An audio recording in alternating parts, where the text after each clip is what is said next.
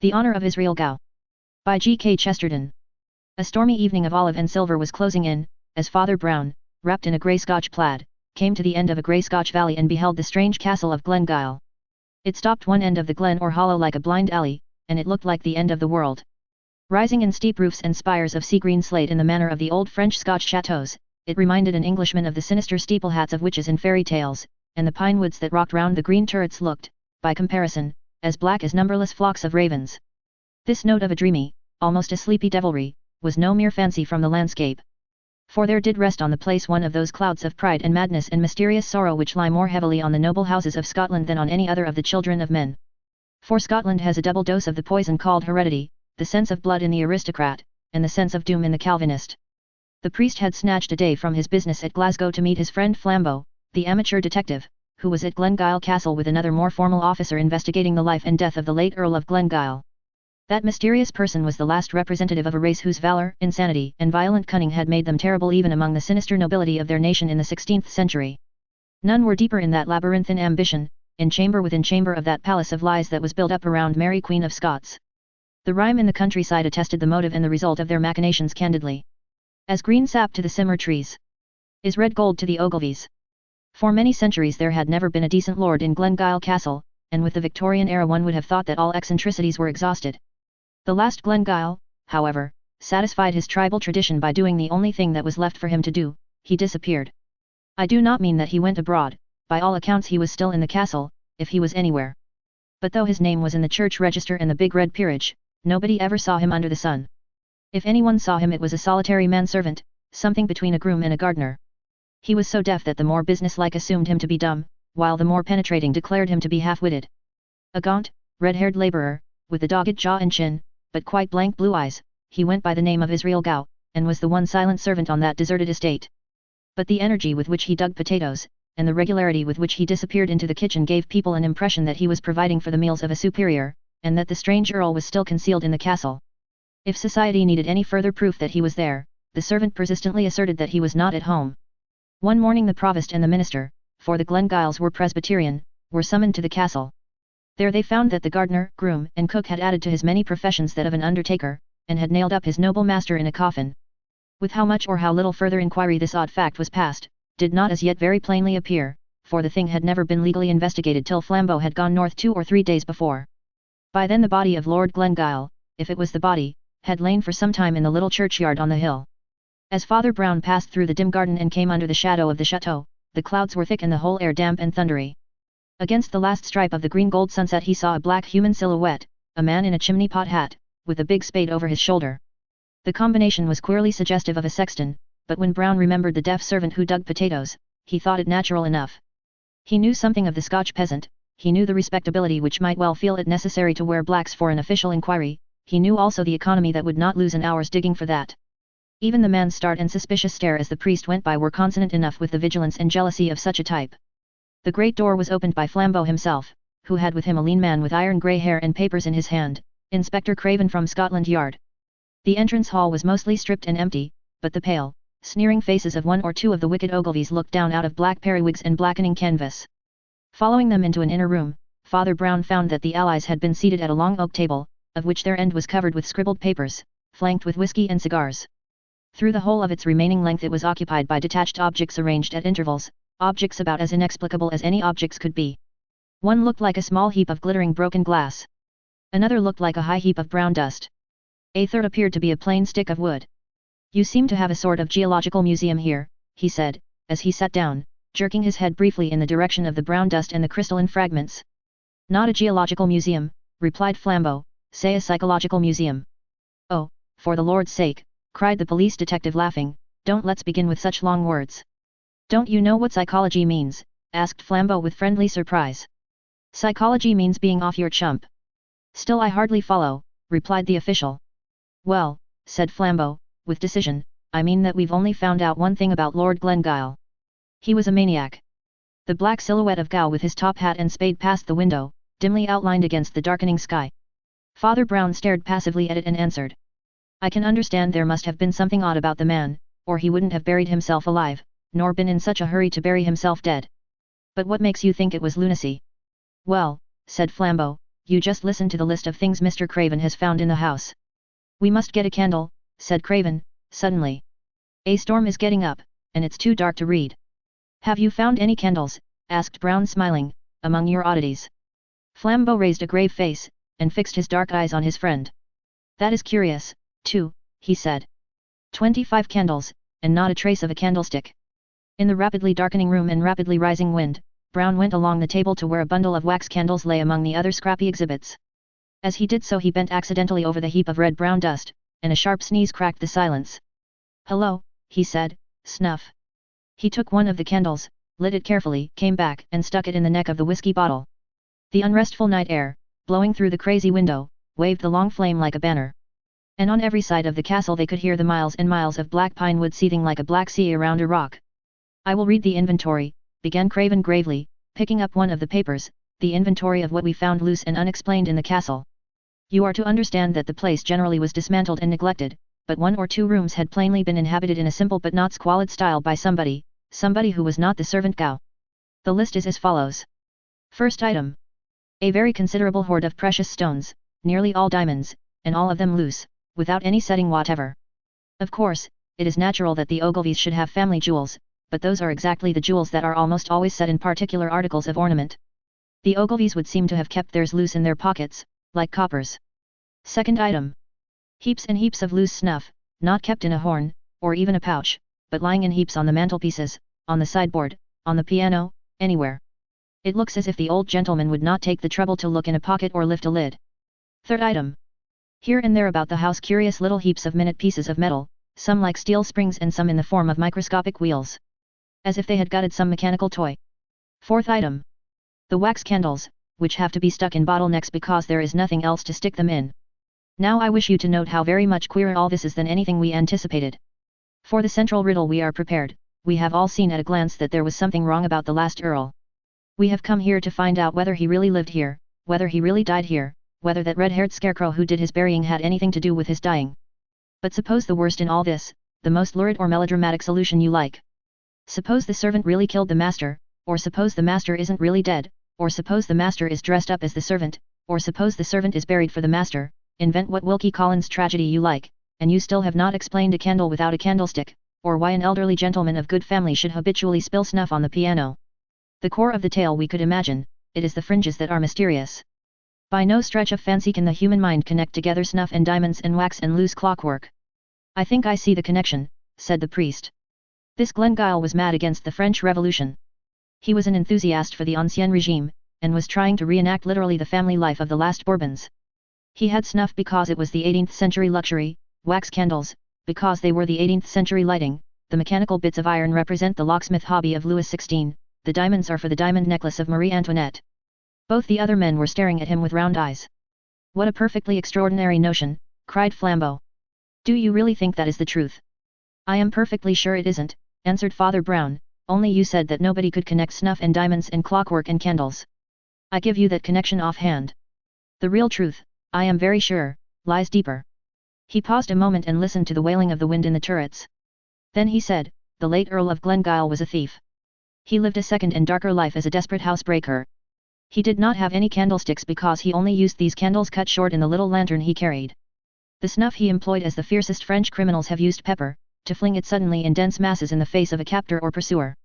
But the final proof is in the curious coincidence of the diamonds and the small steel wheels. Surely that makes everything plain to you? Diamonds and small steel wheels are the only 2 instruments with which you can cut out a pane of glass. The bough of a broken pine tree lashed heavily in the blast against the window pane behind them, as if in parody of a burglar, but they did not turn round. Their eyes were fastened on Father Brown. Diamonds and small wheels, repeated Craven ruminating. Is that all that makes you think it the true explanation? I don't think it the true explanation, replied the priest placidly, but you said that nobody could connect the 4 things. The true tale, of course, is something much more humdrum. Glengyle had found, or thought he had found, precious stones on his estate. Somebody had bamboozled him with those loose brilliants, saying they were found in the castle caverns. The little wheels are some diamond-cutting affair. He had to do the thing very roughly and in a small way, with the help of a few shepherds or rude fellows on these hills. Snuff is the one great luxury of such Scotch shepherds, it's the one thing with which you can bribe them. They didn't have candlesticks because they didn't want them, they held the candles in their hands when they explored the caves. Is that all? asked Flambeau after a long pause. Have we got to the dull truth at last? Oh, no, said Father Brown. As the wind died in the most distant pine woods with a long hoot as of mockery, Father Brown, with an utterly impassive face, went on. I only suggested that because you said one could not plausibly connect snuff with clockwork or candles with bright stones. 10 false philosophies will fit the universe, 10 false theories will fit Glengyle Castle. But we want the real explanation of the castle and the universe. But are there no other exhibits? Craven laughed, and Flambeau rose smiling to his feet and strolled down the long table. Items 5, 6, 7, etc., he said, and certainly more varied than instructive. A curious collection, not of lead pencils, but of the lead out of lead pencils.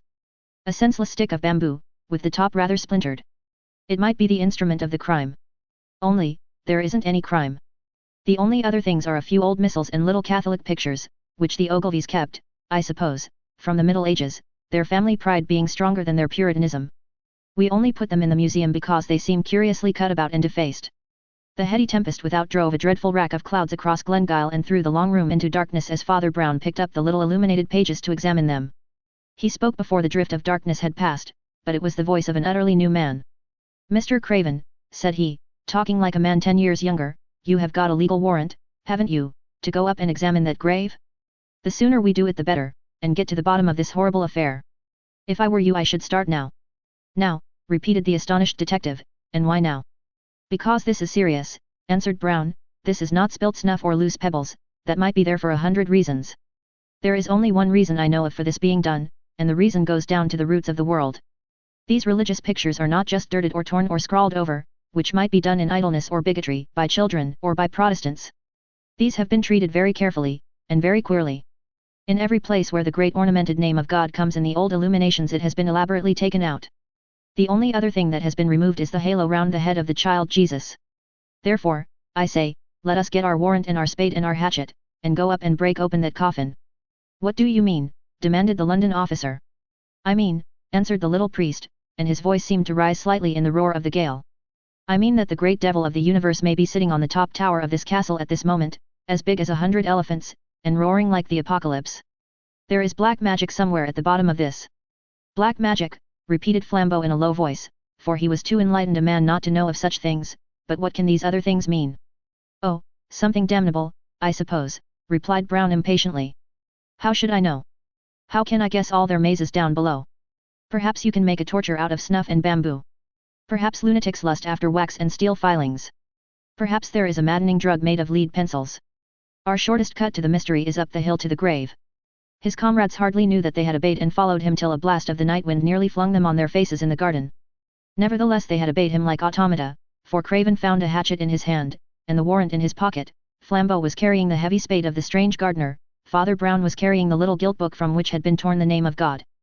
The path up the hill to the churchyard was crooked but short, only under that stress of wind it seemed laborious and long. Far as the eye could see, farther and farther as they mounted the slope, were seas beyond seas of pines, now all aslope one way under the wind. And that universal gesture seemed as vain as it was vast, as vain as if that wind were whistling about some unpeopled and purposeless planet. Through all that infinite growth of grey-blue forests sang, shrill and high, that ancient sorrow that is in the heart of all heathen things.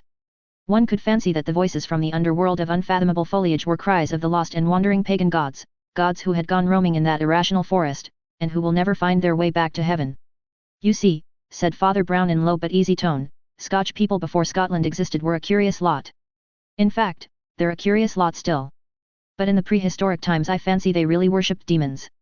That, he added genially, is why they jumped at the Puritan theology. My friend, said Flambeau, turning in a kind of fury, what does all that snuff mean? My friend, replied Brown, with equal seriousness, there is one mark of all genuine religions, materialism. Now, devil worship is a perfectly genuine religion. They had come up on the grassy scalp of the hill, one of the few bald spots that stood clear of the crashing and roaring pine forest. A mean enclosure, partly timber and partly wire, rattled in the tempest to tell them the border of the graveyard.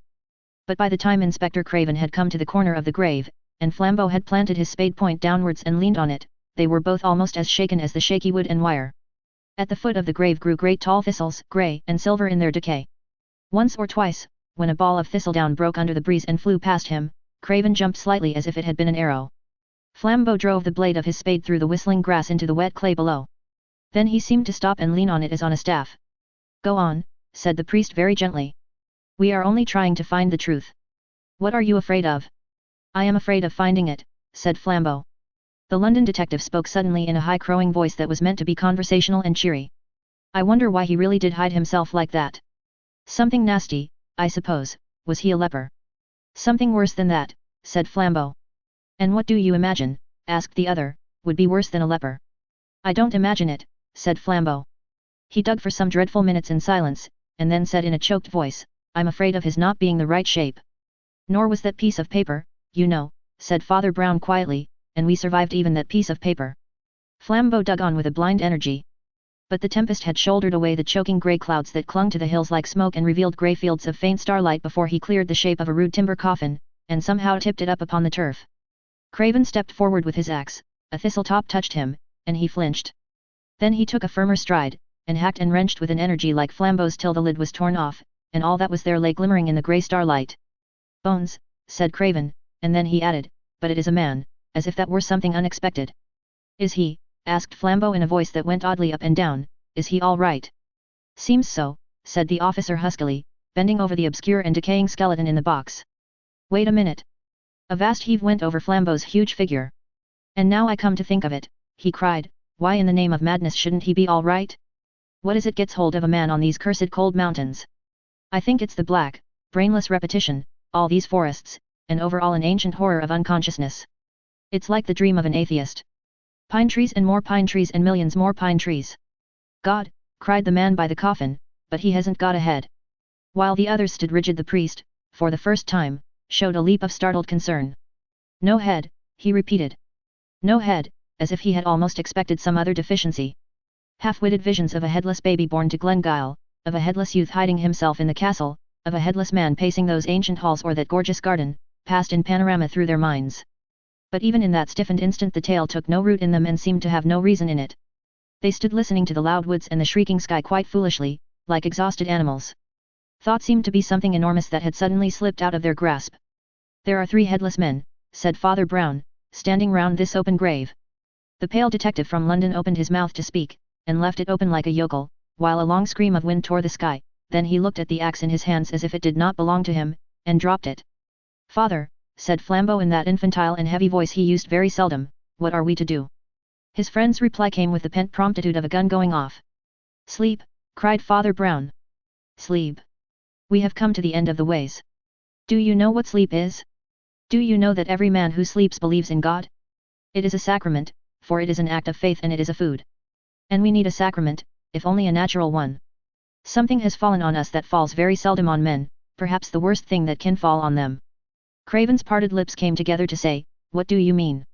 The priest had turned his face to the castle as he answered, we have found the truth, and the truth makes no sense. He went down the path in front of them with a plunging and reckless step very rare with him, and when they reached the castle again he threw himself upon sleep with the simplicity of a dog. Despite his mystic praise of slumber, Father Brown was up earlier than anyone else except the silent gardener, and was found smoking a big pipe and watching that expert at his speechless labors in the kitchen garden. Towards daybreak the rocking storm had ended in roaring rains, and the day came with a curious freshness. The gardener seemed even to have been conversing, but at sight of the detectives he planted his spade sullenly in a bed and, saying something about his breakfast, shifted along the lines of cabbages and shut himself in the kitchen. He's a valuable man, that, said Father Brown. He does the potatoes amazingly. Still, he added, with a dispassionate charity, he has his faults, which of us hasn't? He doesn't dig this bank quite regularly. There, for instance, and he stamped suddenly on one spot. I'm really very doubtful about that potato. And why? Asked Craven, amused with the little man's hobby. I'm doubtful about it, said the other, because old Gow was doubtful about it himself. He put his spade in methodically in every place but just this. There must be a mighty fine potato just here. Flambeau pulled up the spade and impetuously drove it into the place.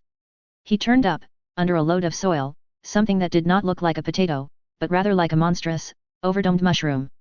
But it struck the spade with a cold click, it rolled over like a ball, and grinned up at them. The Earl of Glengyle, said Brown sadly, and looked down heavily at the skull. Then, after a momentary meditation, he plucked the spade from Flambeau, and, saying we must hide it again, clamped the skull down in the earth. Then he leaned his little body and huge head on the great handle of the spade, that stood up stiffly in the earth, and his eyes were empty and his forehead full of wrinkles. If one could only conceive, he muttered, the meaning of this last monstrosity. And leaning on the large spade handle, he buried his brows in his hands, as men do in church. All the corners of the sky were brightening into blue and silver, the birds were chattering in the tiny garden trees, so loud it seemed as if the trees themselves were talking. But the three men were silent enough. "Well, I give it all up," said Flambeau at last boisterously. "My brain and this world don't fit each other, and there's an end of it. Snuff, spoiled prayer books, and the insides of musical boxes, what?" Brown threw up his bothered brow and rapped on the spade handle with an intolerance quite unusual with him. "Oh, tut, tut, tut, tut," he cried. "All that is as plain as a pikestaff. I understood the snuff and clockwork, and so on, when I first opened my eyes this morning. And since then I've had it out with old Gow, the gardener, who is neither so deaf nor so stupid as he pretends. There's nothing amiss about the loose items. I was wrong about the torn mass book, too, there's no harm in that. But it's this last business. Desecrating graves and stealing dead men's heads, surely there's harm in that? Surely there's black magic still in that? That doesn't fit into the quite simple story of the snuff and the candles." And, striding about again, he smoked moodily. "My friend," said Flambeau, with a grim humour, "you must be careful with me and remember I was once a criminal. The great advantage of that estate was that I always made up the story myself, and acted it as quick as I chose. This detective business of waiting about is too much for my French impatience. All my life, for good or evil, I have done things at the instant, I always fought duels the next morning, I always paid bills on the nail, I never even put off a visit to the dentist." Father Brown's pipe fell out of his mouth and broke into 3 pieces on the gravel path. He stood rolling his eyes, the exact picture of an idiot. "Lord, what a turnip I am," he kept saying. "Lord, what a turnip." Then, in a somewhat groggy kind of way, he began to laugh. "The dentist," he repeated. 6 hours in the spiritual abyss, and all because I never thought of the dentist. Such a simple, such a beautiful and peaceful thought. Friends, we have passed a night in hell, but now the sun is risen, the birds are singing, and the radiant form of the dentist consoles the world. I will get some sense out of this," cried Flambeau, striding forward, "if I use the tortures of the Inquisition." Father Brown repressed what appeared to be a momentary disposition to dance on the now sunlit lawn and cried quite piteously, like a child, "Oh, let me be silly a little. You don't know how unhappy I have been. And now I know that there has been no deep sin in this business at all. Only a little lunacy, perhaps, and who minds that?" He spun round once more, then faced them with gravity. "This is not a story of crime," he said, "rather it is the story of a strange and crooked honesty. We are dealing with the one man on earth, perhaps, who has taken no more than his due. It is a study in the savage living logic that has been the religion of this race. That old local rhyme about the house of Glengyle, as green sap to the simmer trees, is red gold to the Ogilvies, was literal as well as metaphorical. It did not merely mean that the Glengyles sought for wealth, it was also true that they literally gathered gold, they had a huge collection of ornaments and utensils in that metal. They were, in fact, misers whose mania took that turn. In the light of that fact, run through all the things we found in the castle. Diamonds without their gold rings, candles without their gold candlesticks, snuff without the gold snuff boxes, pencil leads without the gold pencil cases, a walking stick without its gold top, clockwork without the gold clocks, or rather watches. And, mad as it sounds, because the halos and the name of God in the old missals were of real gold, these also were taken away. The garden seemed to brighten, the grass to grow gayer in the strengthening sun, as the crazy truth was told. Flambeau lit a cigarette as his friend went on. "Were taken away," continued Father Brown, "were taken away, but not stolen. Thieves would never have left this mystery. Thieves would have taken the gold snuff boxes, snuff and all, the gold pencil cases, lead and all. We have to deal with a man with a peculiar conscience, but certainly a conscience. I found that mad moralist this morning in the kitchen garden yonder, and I heard the whole story. The late Archibald Ogilvy was the nearest approach to a good man ever born at Glengyle. But his bitter virtue took the turn of the misanthrope, he moped over the dishonesty of his ancestors, from which, somehow, he generalized a dishonesty of all men. More especially he distrusted philanthropy or free-giving, and he swore if he could find one man who took his exact rights he should have all the gold of Glengyle. Having delivered this defiance to humanity he shut himself up, without the smallest expectation of its being answered. One day, however, a deaf and seemingly senseless lad from a distant village brought him a belated telegram, and Glengyle, in his acrid pleasantry, gave him a new farthing. At least he thought he had done so, but when he turned over his change he found the new farthing still there and a sovereign gone. The accident offered him vistas of sneering speculation. Either way, the boy would show the greasy greed of the species.